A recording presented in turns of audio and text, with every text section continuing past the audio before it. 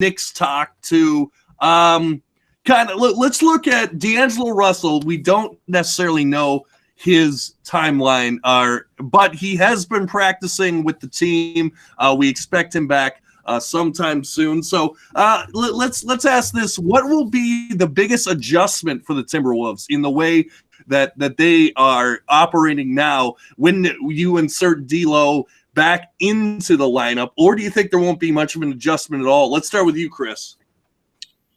I think it's going to be tough, and I think we're going to have a couple losses because of it. I mean, a couple games, we can always have losses, but a couple games that we might have squeaked out that will end up being losses just because, every week we've got a new starter coming in trying to fit with the system. And this is a high impact starter. This is a ball dominant starter. I think Rubio is going to be interesting to see how it works because it seemed like there wasn't a great vibe between those two early on. But D'Lo has to start, in my opinion. So that's going to be some balls for Anthony Edwards that he's not going to have to be able to create with.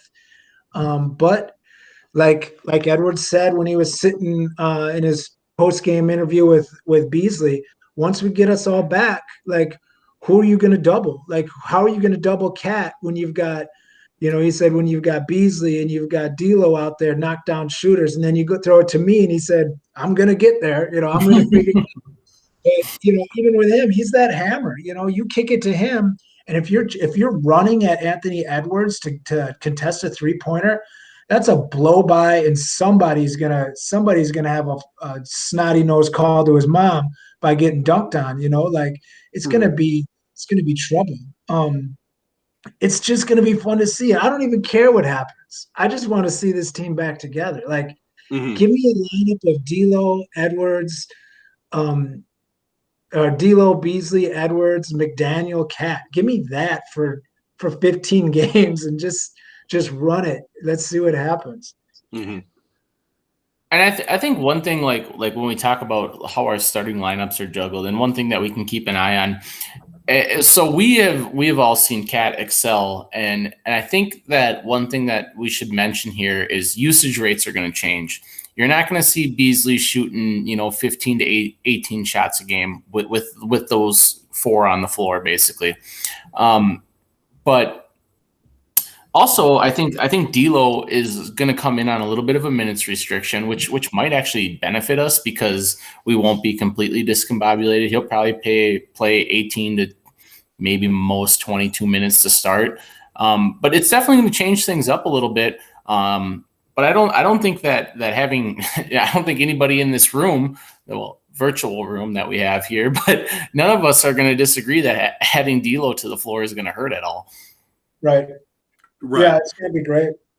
Yeah. And it really, kind of like you were saying, Chris, it's part of Rosas's vision. We haven't seen his vision on the court together as one cohesive unit with games under their belt yet, which is crazy to say because of how long we've had Malik, how long we've had D'Lo.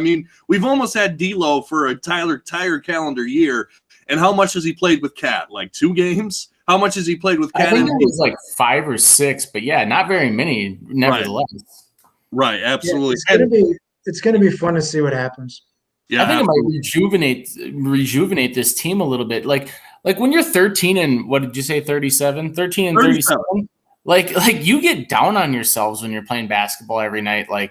Can we beat anybody? But when you get the gang back together again, and this is more so looking towards next year. Obviously, we're not doing anything this year, and we've all admitted that for a long time now. But even just having a week or 2 of really good basketball can go a long ways for these young guys' confidence. We gotta remember we're a very, very young team, and confidence is a big thing in basketball, especially when you're young.